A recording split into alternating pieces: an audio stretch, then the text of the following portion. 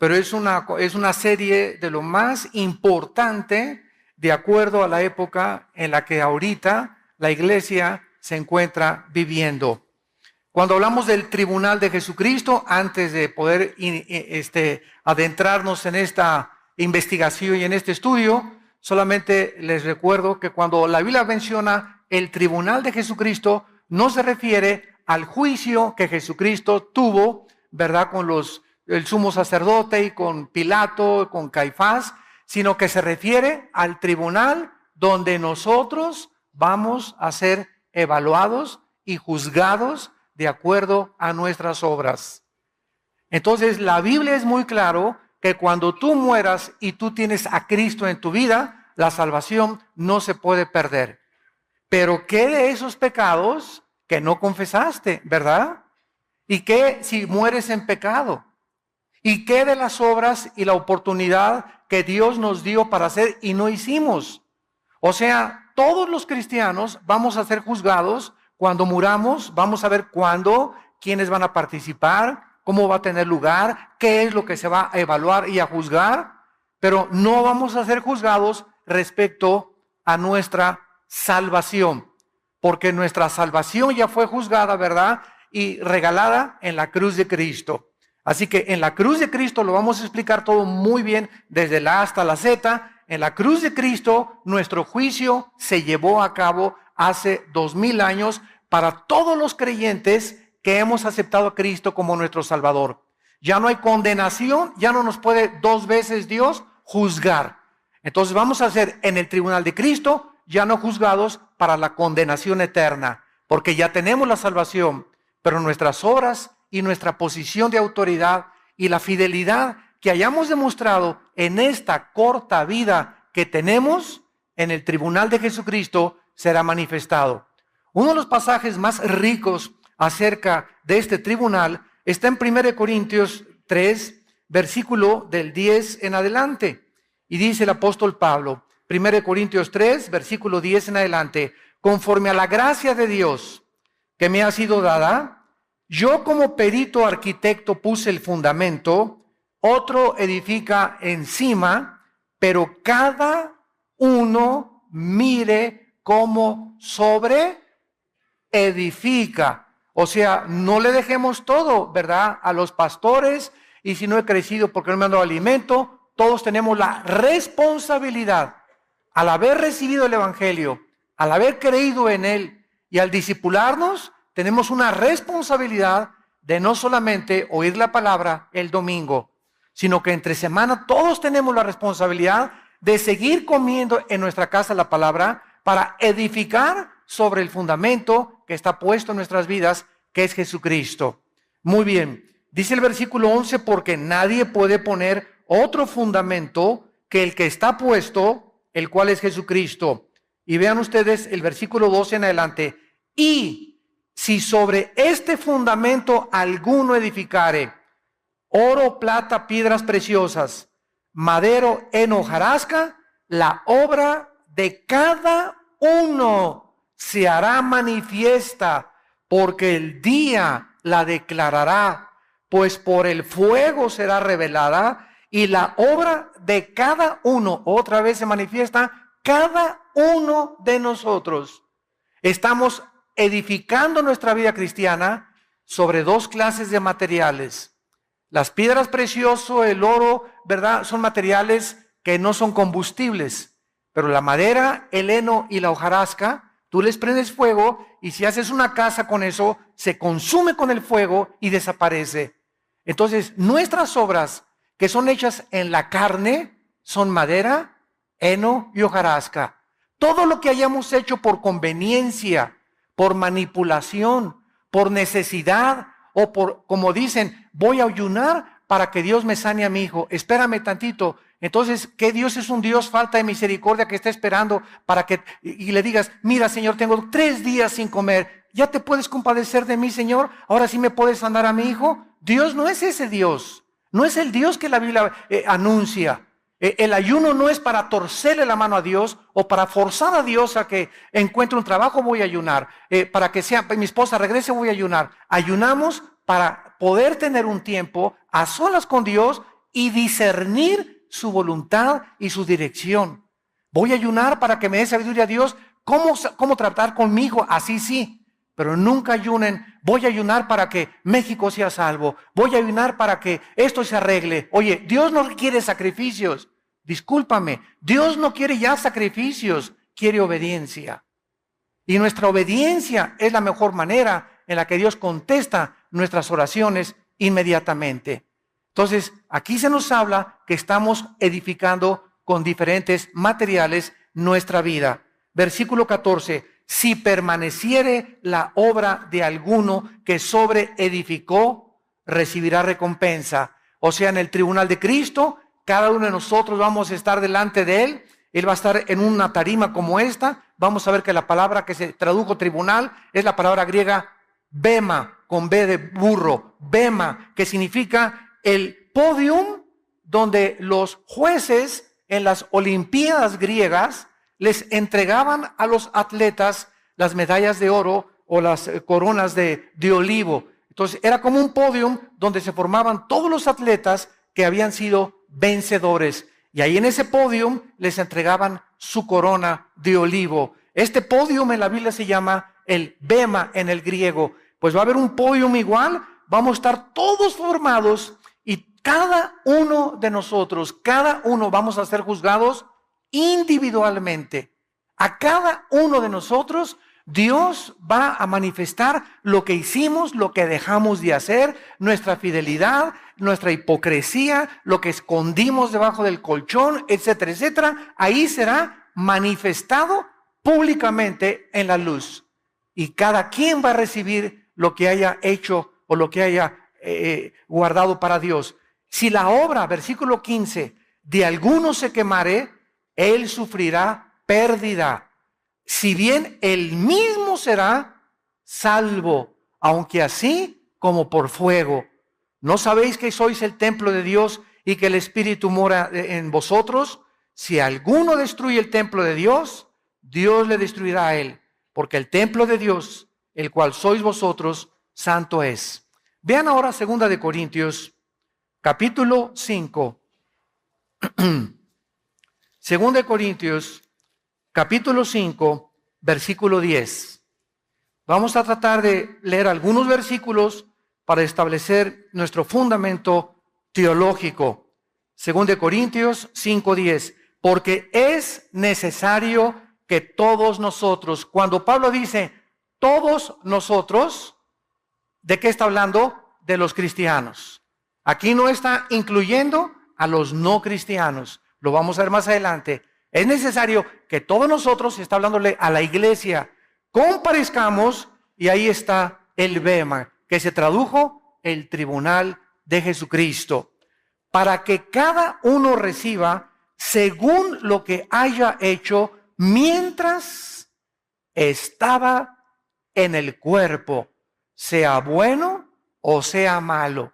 En este tribunal, en este juicio de los cristianos, todos nosotros vamos a recibir lo que hayamos hecho mientras estábamos en esta corta vida, desde que te convertiste hasta tu muerte.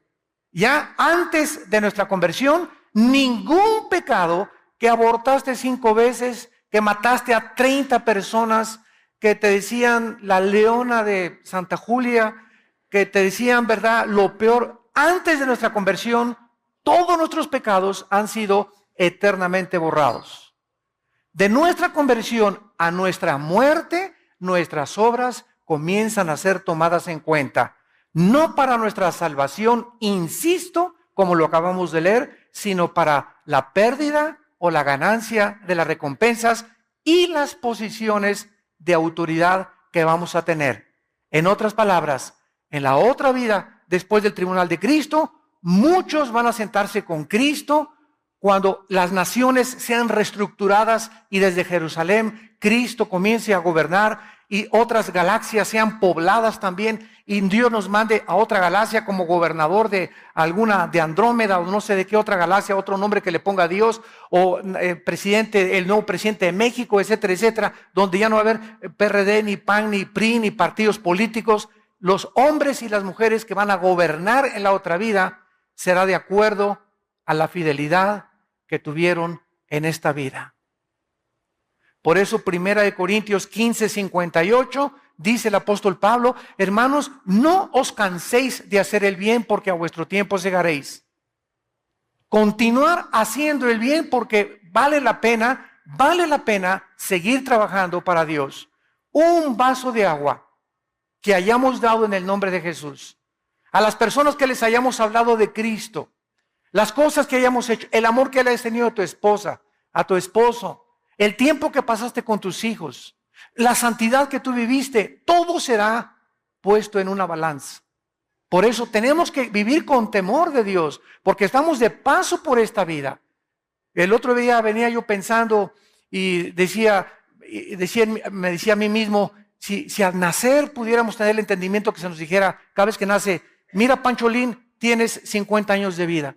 Vas de paso por esta tierra. No amontones riquezas, no vivas para este mundo, vas de paso. Carmelita, vas de paso. Desde que nacemos tuviéramos la conciencia que vamos de paso, pues no haríamos, ¿verdad?, muchas veces lo que creemos que hacemos. Los jóvenes creen que la vida la tienen para ellos y que pueden tomar drogas y emborracharse y embarazar a la novia, y la novia se deja embarazar y se deja manosear por el novio y se divorcia uno y se va con otra buscando aquí el agua feliz, la otra también se divorcia uno buscando que haga feliz, y todos los seres humanos viven como animales sin saber que está establecido un juicio y que desde el momento que Dios levantó a Cristo entre los muertos, nos garantiza que nosotros vamos a volver a vivir y vamos a ser juzgados en un día que se llama el día de Cristo o el tribunal de Cristo.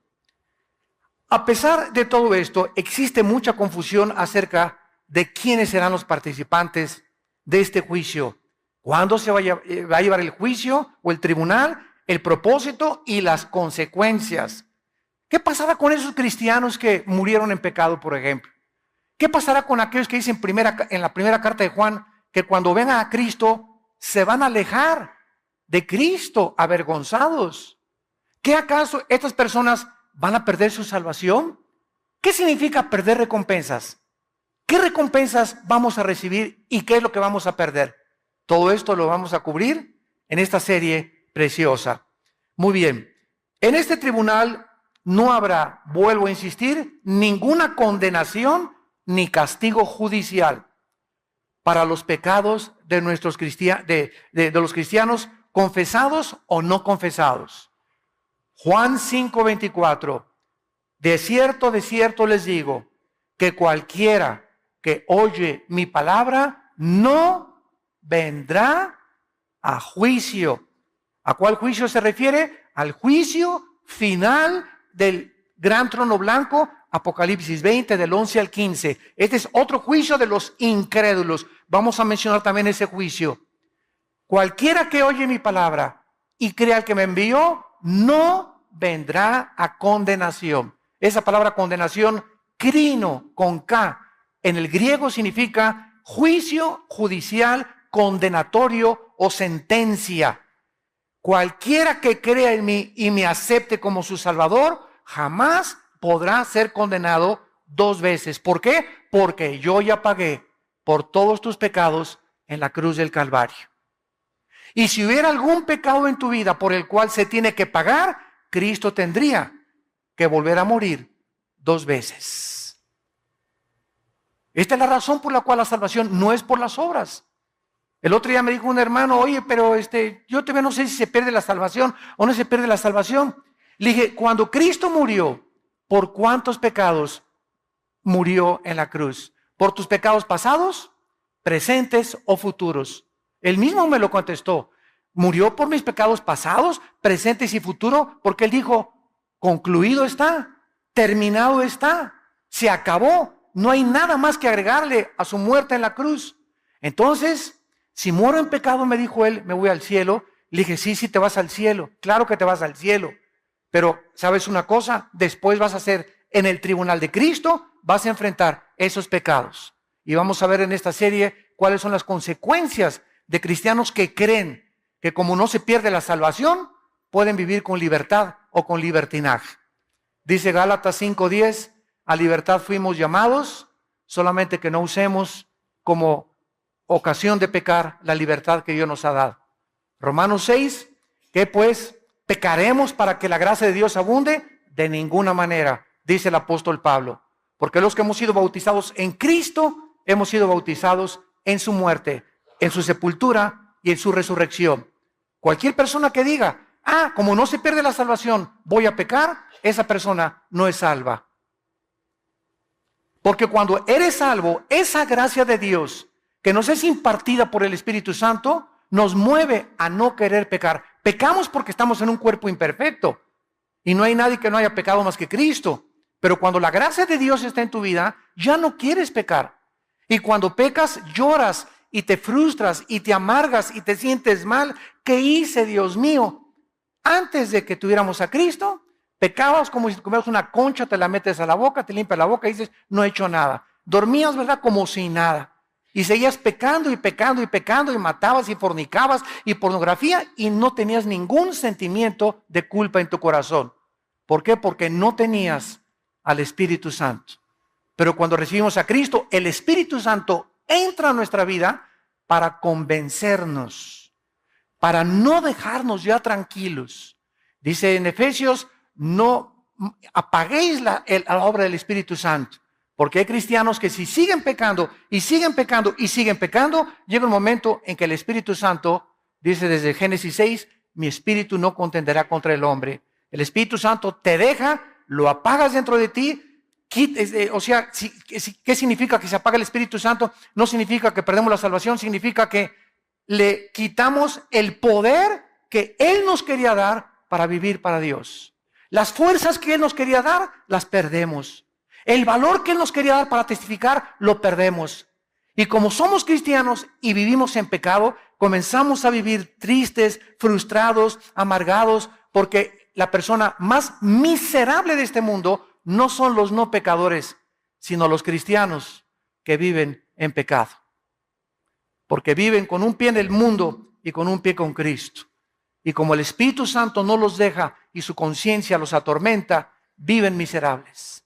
Porque saben que lo que están haciendo es malo, pero no quieren dejar el pecado y no creen que el poder de Dios es más grande para ayudarnos a salir del hoyo en que muchas veces podemos caer.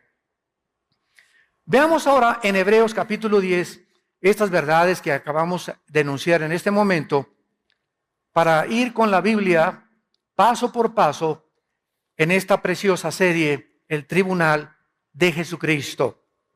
Me encanta esta serie porque es una doctrina que une a la eclesiología con la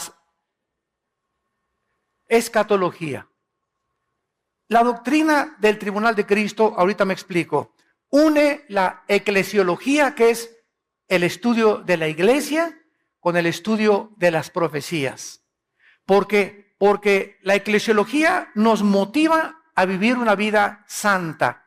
Cuando conoces qué es la iglesia y que somos partícipes del Espíritu Santo, nos motiva. Y la escatología, porque cuando sabemos que lo que hacemos va a tener consecuencias eternas, pensaríamos dos veces antes de hacer lo que muchos de ustedes están haciendo. Muchos de ustedes pecan, muchos de ustedes tienen amantes, muchos de ustedes se acuestan con su novio. ¿Sabes por qué? Porque no tienen el temor de Dios. Si tú tuvieras el temor de Dios en tu corazón, no harías lo que haces a escondidas. Si tuvieras el temor de Dios, no harías lo que haces cuando nadie te ve.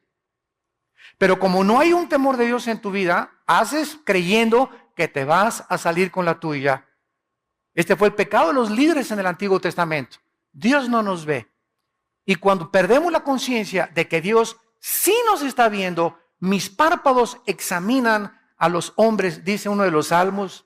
Mis ojos ven, mis párpados examinan. Los caminos del hombre están delante de los ojos de Jehová. Proverbios 3. Y Él considera todas sus veredas. Proverbios 6 también. Entonces, cuando estamos conscientes de eso, nos damos cuenta que no podemos escaparnos de Dios. y que tenemos que acudir a su gracia y a la misericordia para que podamos tener el poder de no pecar. Porque separados de Él, nada podemos hacer. Nos separamos de Cristo y perdemos la fuerza, apagamos al Espíritu Santo, comenzamos a vivir tristes porque necesitamos el poder de Dios. No somos suficientes, ninguno de nosotros, para vivir la vida cristiana en nuestras propias fuerzas. Dice en Hebreos 10, versículo 10. En esta voluntad somos santificados. O sea, la palabra santificado significa puestos aparte, separados del mundo.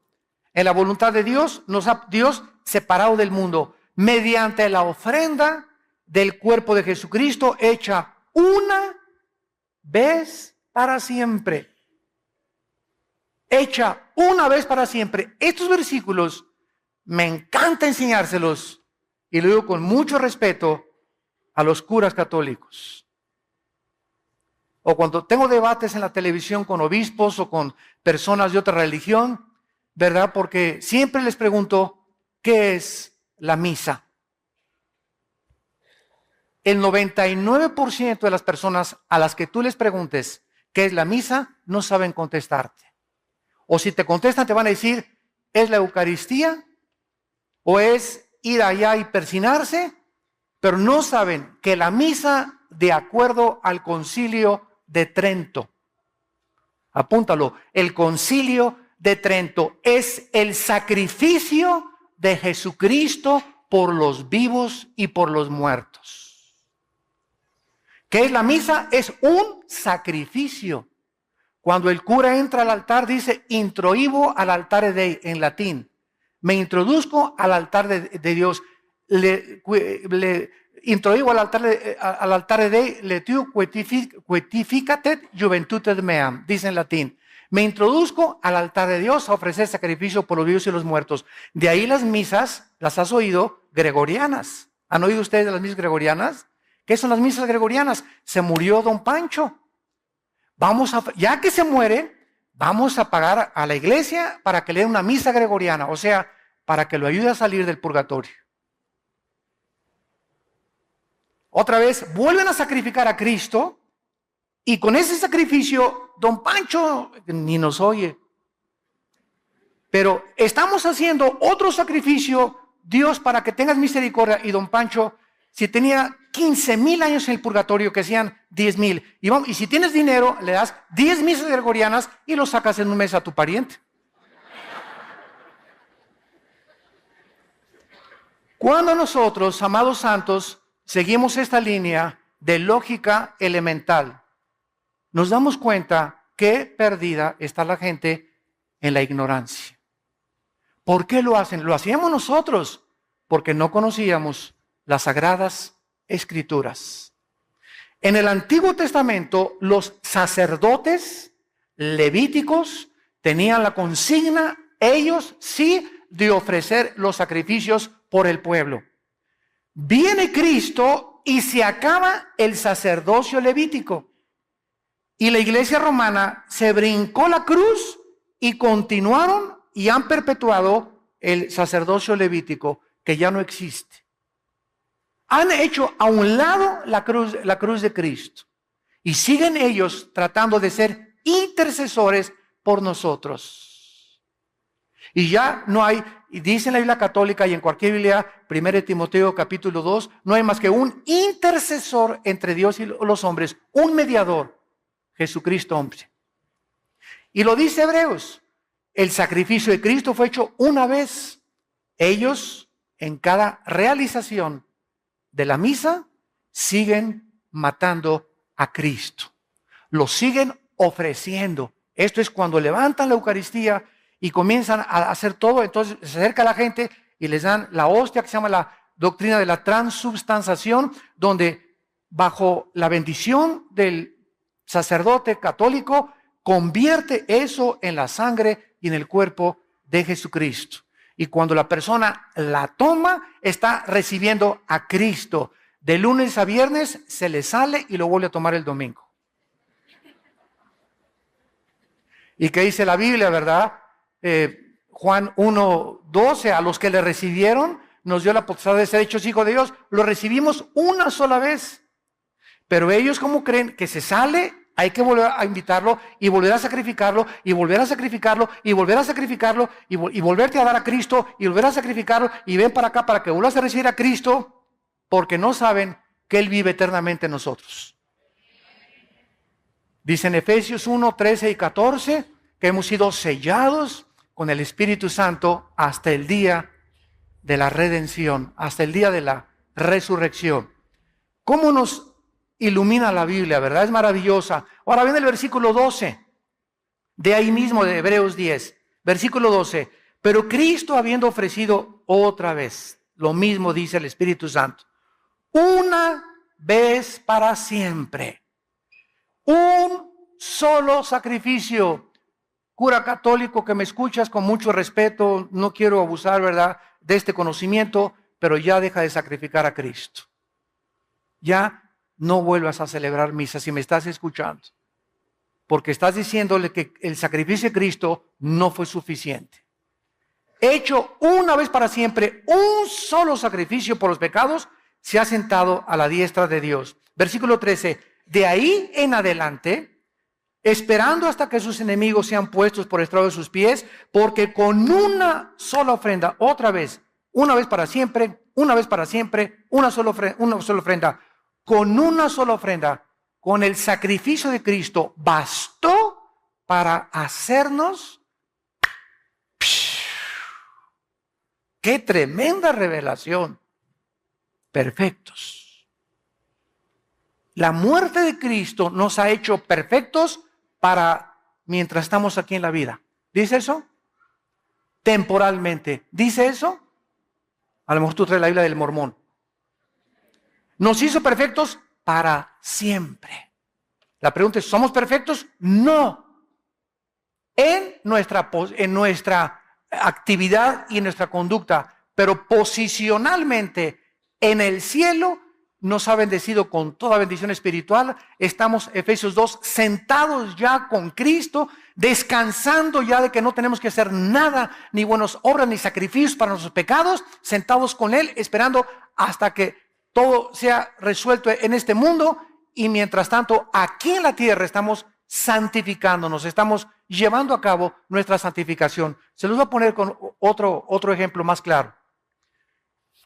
Ya cumplí mis 6 años de mis estudios de medicina, y entonces en la Universidad Autónoma o en el Politécnico, donde sea, donde den la Academia de Medicina, me entregan mi certificado de médico, ¿correcto? Yo soy médico ya. La universidad me dice, señor Alducin, usted es médico. Ha cumplido con todos sus exámenes, ha pasado con 8, 9 y 10, soy médico. Muy bien. Ahora, este papel me dice que yo soy médico. Pero ahora yo tengo que llegar a colgarlo en mi consultorio, y no solamente que llegue al consultorio, ahí tengo mi diploma de médico, ahora yo tengo que ejercer para demostrar que ese conocimiento que adquirí en la universidad es real y verdadero. Entonces, si yo me siento y solamente ahí veo mi título de médico, pero no hago nada, no opero, no hago cirugías, no receto, no amo a la gente, mi certificado no tiene ninguna validez. Es la teoría más la práctica lo que hace a la persona. Entonces, la Biblia dice que somos perfectos, ¿no es cierto? La Biblia dice que somos hijos de Dios. La Biblia nos adjudica una posición eterna, pero estamos aquí abajo y nos damos cuenta que no somos perfectos físicamente, pero ante Dios lo somos. ¿Por qué somos perfectos? Porque somos santos y sin mancha, porque todos nuestros pecados han sido lavados con la sangre de Cristo. Y ahora, mientras pecamos, ya no nos condena por esos pecados. Ahora solamente perdemos la comunión con Dios cuando pecamos los cristianos. La salvación no la podemos perder, perdemos la comunión con Él y las bendiciones que podíamos tener y las recompensas en la otra vida. Pero ante Dios somos perfectos, porque su Hijo fue perfecto, su justicia fue perfecta, su imputación de su justicia fue perfecta, y su santidad, que es la santidad de Cristo, ¿verdad?, nos es imputada también a través de la santificación, para que podamos ejercer una vida conforme al llamamiento que Dios nos ha hecho. Por eso dice Santiago, oye, tú vienes y me dices que es cristiano. Y andas ahí, ¿verdad? Ajúa, vivo aquí, te emborrachas cada fin de semana, ahí andas detrás de las chavas como si nada, te acuestas con tu novio y estás en el coro de la iglesia, estás en la música de la iglesia y la gente comienza a decirnos a nosotros, oye, tú te dices cristiano y haces estas cosas. ¿Por qué? Porque tenemos que no solamente decir que somos cristianos, obras nos tienen que acompañar. Acciones que demuestren a la gente que somos diferentes. Que somos diferentes. No, don Pedro, ya no me echo ya no me emborracho con usted. Ay, sí, porque ya no eres charrasqueado. No, pues ya, exactamente, Cristo me salvó. Oye, que todas mis amigas se acuestan con sus novios, pero yo no. Ahí sí eres la Santa Rita de Casia, ¿verdad? Díganme lo que quieran, pero yo conozco a Cristo y eso se llama fornicación delante de Dios. Y no quiero tener el temor de Dios en mi vida. Y comenzamos a dar un testimonio que la gente busca, la gente cree más las acciones que las palabras. Muy bien, veamos ahora el tiempo y los participantes de este tribunal de Cristo. El tiempo cuando este tribunal se va a llevar a cabo, ¿cuándo será? ¿Antes del rapto? ¿En el momento del rapto? ¿A la mitad de la tribulación? ¿Al acabar la tribulación? ¿Antes del juicio del trono blanco o después? ¿En el milenio o después del milenio? ¿Cuándo se va a llevar a cabo? La Biblia es muy clara. Veamos cuándo vamos a ser juzgados en este tribunal. Lucas capítulo 14. Vamos a ver algunos pasajes que no nos van a dejar ninguna sombra de duda respecto al tiempo cuando se llevará a cabo este tribunal, este juicio o evaluación de nuestras obras. Dice Cristo en Lucas 14, versículo 13 y 14. Lucas 14, 13 y 14. Mas cuando hagas banquete, llama a los pobres, los mancos, los cojos, los ciegos, y serás bienaventurado o dichoso, que es lo mismo, porque ellos no te pueden recompensar, pero te será recompensado, ahí está, ¿cuándo? En la resurrección de los justos. ¿Cuándo recibiremos las recompensas? Cuando todos los justos seamos resucitados. ¿Cuándo se llevará esta resurrección? Primera de Tesalonicenses, capítulo 4, del 13 al 15. Hermanos, les escribo para que no se entristezcan como los demás que no tienen esperanza. Porque si Cristo murió y resucitó, también Dios traerá con Jesús a los que durmieron con él. Por esto digo que con voz de arcángel, con voz de trompeta y con voz de salvación, los muertos en Cristo resucitarán primero. Luego nosotros, los que quedamos, seremos arrebatados juntamente con ellos y así estaremos para siempre con el Señor. Por lo tanto, aliéntense con estas palabras. En el momento en que desaparezcan millones de cristianos del planeta Tierra, en ese momento, ¿verdad? ¿A dónde vamos? Todos los que seamos raptados, puede ser hoy en la tarde. Puede ser, a lo mejor ni acabo el mensaje. Y muchos dicen, ¿dónde se fueron? Se los llevaron los ovnis, van a decir. Puede ser hoy en la noche, el arrebatamiento, porque no hay señales para el arrebatamiento. Para la segunda venida hay señales, y verán la señal del Hijo del Hombre. Pero para el arrebatamiento no hay señales. Es inminente, en cualquier momento, el día y la hora, nadie la sabe. La segunda venida de Cristo sí es anunciada con muchas profecías y con muchas señales. Cuando dice vendré como ladrón en la noche, no se refiere a la segunda venida, se refiere al arrebatamiento. Porque si se refiriera a la segunda venida, pues entonces cuando el anticristo entre al templo y haga el sacrificio, Mateo 24, y ahí comienza la gran tribulación, lo único que tendríamos que hacer es comenzar a contar 3 años y medio. Y a los 3 años y medio sabríamos que venía Jesucristo y terminaría el Armagedón. Pero el día y la hora, nadie lo sabe, se refiere al rapto, al arrebatamiento de la iglesia. Por eso una cosa es el arrebatamiento, otra cosa es la segunda venida de Cristo. No es la misma cosa. El arrebatamiento de la segunda venida de Cristo no es lo mismo, porque el rapto viene sin anuncio, sin señales, sin ninguna prueba. Puede ser en cualquier momento. Veamos otro pasaje, 1 Corintios capítulo 3, versículo 13. Voy a leer rápido. La obra de cada uno se hará manifiesta, porque el día, ese día, ya sabes qué es el día. ¿Qué día? Siempre que en el Nuevo Testamento, escúchenme estudiantes de la Biblia, vean el día de Cristo, ese día se refiere al tribunal, al día en que vamos a ser juzgados. El día es el sujeto de la revelación y será un día revelado con el fuego. Ahora, el contexto que sigue a continuación se sigue desarrollando por los demás apóstoles. Por ejemplo, en 1 de Pedro 5, versículo 4. Y cuando aparezca el príncipe de los pastores, vosotros recibiréis la corona incorruptible de gloria. Filipenses capítulo 2, versículo 16. Asidos de la palabra de vida, para que en el día de Cristo, subrayen siempre que vean el día de Cristo en su Biblia, para que en el día de Cristo yo pueda gloriarme, dice Pablo, de que no he corrido en vano, ni en vano he trabajado.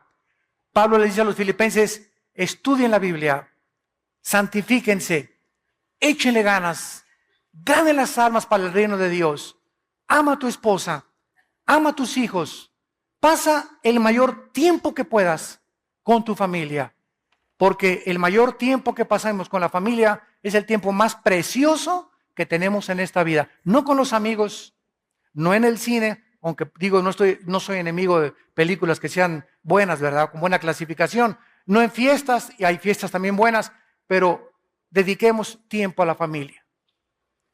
Yo ahora mis viajes a Colombia, Honduras, Estados Unidos, etcétera, etcétera, me encuentro con que muchos pastores llegan y sus esposas, hermano, Alducin, dígale a mi esposo que me saque por lo menos una vez al año de vacaciones. ¿Cómo, hermana? ¿Que ustedes no tienen vacaciones? Pues es que mi esposo dice que tiene que ganar muchas almas para Cristo. Y está muy ocupado en la obra de Dios. Y le dije, ¿sabe una cosa? Su esposo ya se fue al extremo. Porque usted es la principal obra de Dios en su esposo. Porque nuestra esposa es nuestra principal oveja. Entonces podemos ganar el mundo y ser obscuridad en nuestra casa. Candil de la calle, oscuridad de la casa. Y así hay muchos muchachos también. Por acá y por allá, iban a los campamentos y todo, y llegan a su casa, no se obedecen a sus papás, no se someten a los papás, no les dan buen testimonio, tienen mal testimonio en la escuela, pero eso sí, aleluya, gloria a Dios en los campamentos, y gracias a Dios que van a los campamentos, pero quiero que entiendas que lo que Dios aprecia es la vida en la familia. El matrimonio es el gimnasio del hogar. Hermanos, que usted no sabe la cara de dinosaurio de mi esposo. Vete acostumbrando porque el diablo la tiene peor, le digo. Es que usted no sabe que mi esposa, esto y el otro, es que precisamente el estar aguantando eso de tu esposa te está fortaleciendo. El estar aguantando eso de tu esposo te está fortaleciendo, te está blindando, te está dando carácter, te está dando paciencia, te está dando visión, te está acercando más a Dios, estás tratando de ya llorar por Dios, Padre Santo, te pido, te ruego. Todas esas cosas, esas presiones que tenemos, esos sufrimientos en el matrimonio, con los hijos, en la familia, sirven para formar nuestro carácter. Santiago 1, del 2 al 4.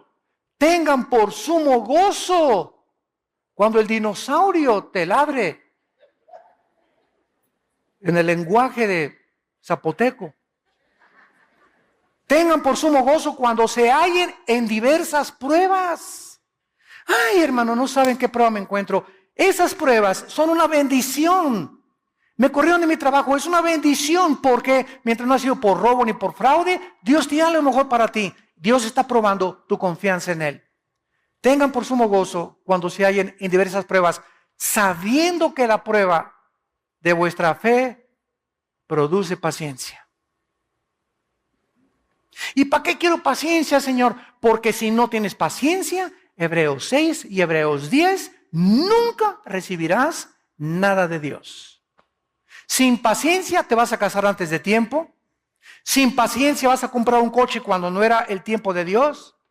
Sin paciencia vas a inscribirte a una escuela que no debiste haberte inscrito y después de 2 años perdiste 2 años y vas a tener que regresar a otra materia o otra carrera que realmente Dios quería para ti. ¿Por qué? Porque no tuviste nunca la paciencia para aguantar y esperar el tiempo de Dios.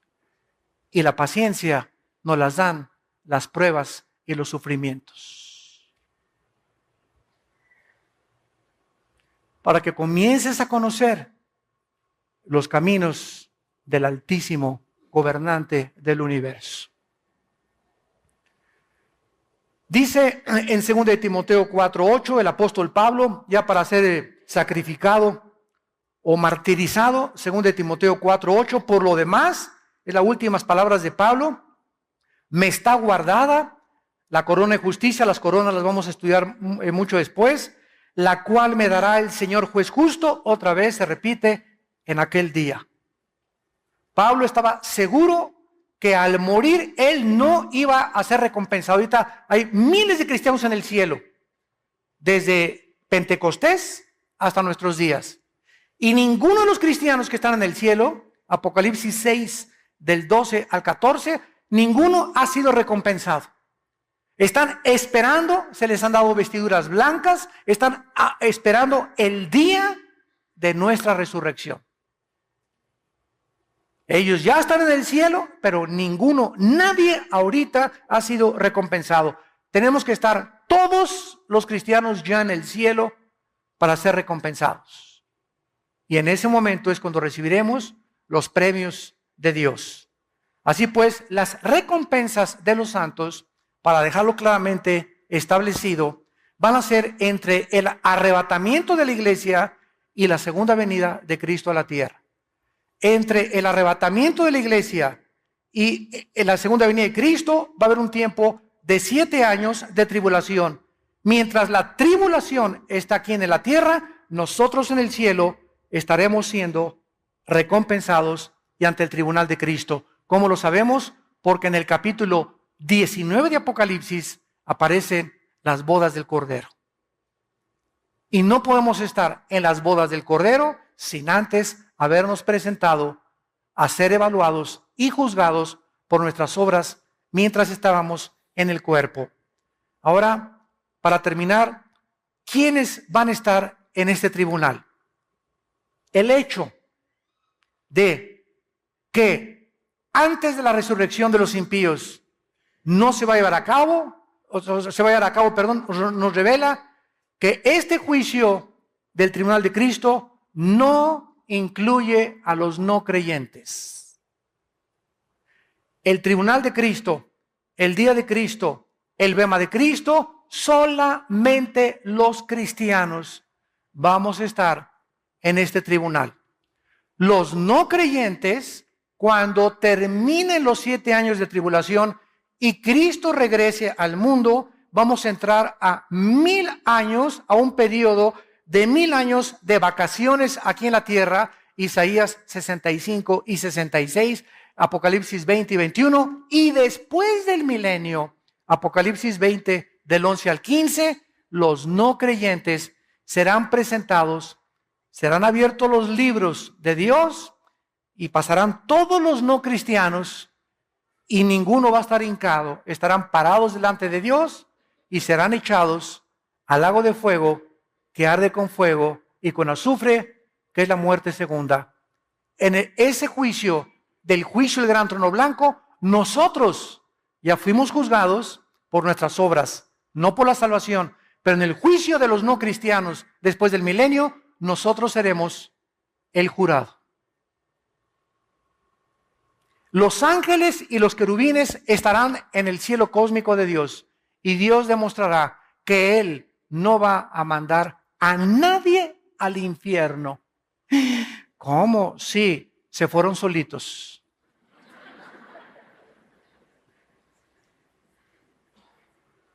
Una señora me dijo hace mucho tiempo, es que, oiga hermano, yo estoy seguro, Dios es bueno, Él no puede mandar, Él es amor, Él no manda a nadie al infierno. Le dije, amén, amén, amén, yo estoy de acuerdo con usted, hermana. Entonces el infierno no existe. Le dije, claro que sí existe. Dios no va a mandar a nadie y por eso mandó a su Hijo a morir en una cruz.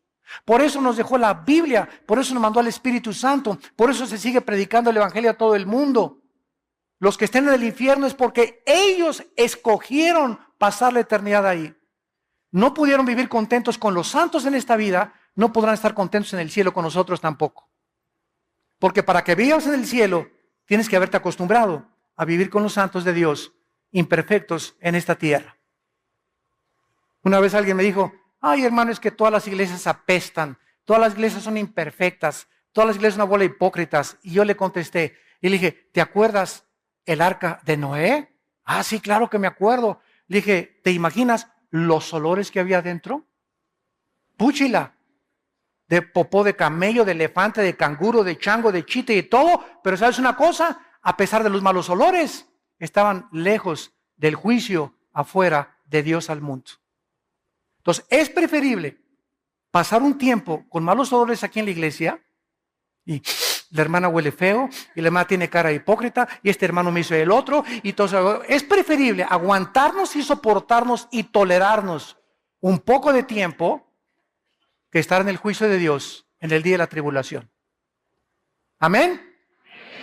Así es. Muy bien. En segundo lugar, este juicio no va a incluir, claro, a los no cristianos. En segundo lugar, los cristianos que se conviertan en la tribulación.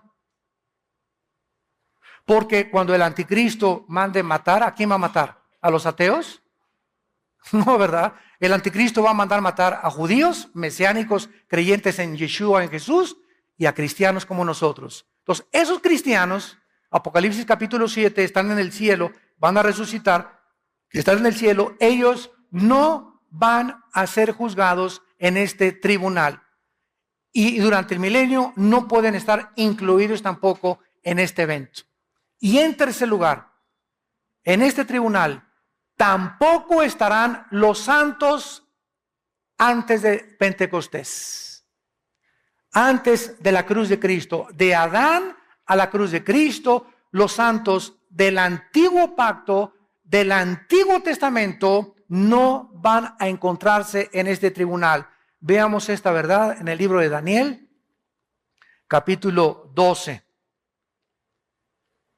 Todos los santos antes de la cruz y de Pentecostés no van a encontrarse en este tribunal. Dice Daniel capítulo 12, versículos del 1 al 3. En aquel tiempo se levantará Miguel.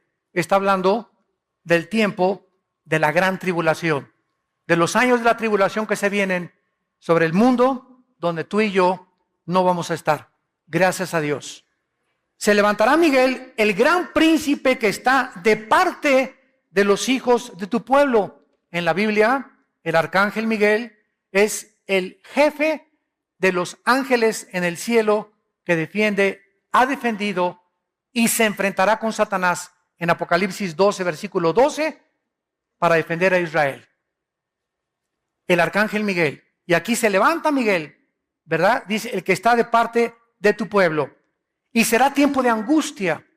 Aquí está profetizándose el tiempo de la gran tribulación, cual nunca fue desde que hubo gente hasta entonces. Por eso sabemos que no está hablando de una tribulación o un sufrimiento 70 años después de Cristo, cuando llegaron los romanos y no dejaron piedra sobre piedra. Aquí está hablando de una angustia que Cristo en Mateo 24 repitió, cual nunca la ha habido en la historia de la humanidad, que es la gran tribulación. En aquel tiempo será libertado tu pueblo, los que se hallen escritos en el libro, y muchos, no dice todos, aquí hay una resurrección parcial. Muchos de los que duermen en el polvo de la tierra serán despertados, unos para vida eterna y otros para vergüenza y confusión eterna. Aquí está situando la resurrección de los santos del Antiguo Testamento después de la gran tribulación. después de la gran tribulación. Entonces, todos estos santos antes del Antiguo Testamento no vivieron bajo el pacto de sangre que tú y yo hemos vivido. Los santos en el Antiguo Testamento no pueden ser recompensados iguales a nosotros. Nosotros hemos recibido mucho más que ellos. Cristo le dijo a dos ciudades, Corazín y Betsaida, si en Sodoma y Gomorra hubieran oído lo que ustedes han oído, en verdad les digo que en el día del juicio, y Cristo está hablando del trono blanco, no del tribunal de Cristo, el juicio de los malos, en el día del juicio el castigo será menos severo contra los sodomitas que contra ustedes, porque al que mucho se le da, mucho se le pide. Así que nosotros tenemos que ser juzgados con una vara mucho más grande con Dios, porque hemos recibido la gracia de Dios, al Espíritu Santo morando, haciendo su morada dentro de nuestro cuerpo. La revelación que tenemos, el conocimiento que tenemos de la Biblia es maravilloso. El otro día vi que un predicador dijo, es que no es necesario meterse que si los ángeles se metieron con las mujeres, que si esto y el otro, que si la salvación se pierde, hay que ganar las almas para Cristo. Espérame tantito, compañero, en las tribulaciones y el misterio de Cristo. Tenemos que estudiar toda la Biblia. Tenemos que enseñar toda la Biblia. No podemos concentrarnos solamente en algo. Qué lindo se oye. ¿Vamos a ganar las almas? Pues claro que las ganamos. Pero Pablo dijo, no he rehuido enseñarles todo el consejo de Dios. Tenemos que conocer el antiguo pacto, la gracia, el pacto de sangre, la tribulación, Ezequiel, Daniel. ¿Por qué hace esto Dios? ¿Por qué permitió las guerras? ¿Por qué David esto? ¿Por qué Salomón aquello? Tenemos que conocer todo para tener un espectro amplísimo de la mente de Dios. Y todavía al morir no nos bastará seguir estudiando el corazón de Dios. Así pues, no estarán ni los no creyentes, ni tampoco estarán los que se conviertan durante la tribulación, ni tampoco estarán los que vivieron antes de Cristo. En Romanos 14, versículo 10, dice el apóstol Pablo, ¿y tú por qué juzgas a tu hermano? ¿O tú también por qué menosprecias a tu hermano? Porque todos, y está hablando de los cristianos, compareceremos ante el tribunal de Jesucristo. Y vamos nosotros, escrito está, que toda rodilla se doblará y toda lengua confesará a Dios, de manera que cada uno de nosotros, versículo 12, cada uno dará a Dios cuenta de sí. Santos de Dios, si hoy en media hora, hoy en la tarde, viniera Jesús por nosotros, ¿no te lamentarías y dirías, ¿cómo? Es que yo creí que todavía tenía 2 años. Creí que me quedaban todavía 10 años de vida. Creí que me quedaban 5 meses más. Y así la muerte viene por nosotros en cualquier minuto, en cualquier segundo. Si estás tú consciente y crees realmente que Jesús resucitó y murió en nuestro lugar en la cruz, tu vida tiene que cambiar. Tu vida tiene que ser transformada por su poder. Tienes que vivir para Cristo y darle valor a las cosas que Dios les da valor.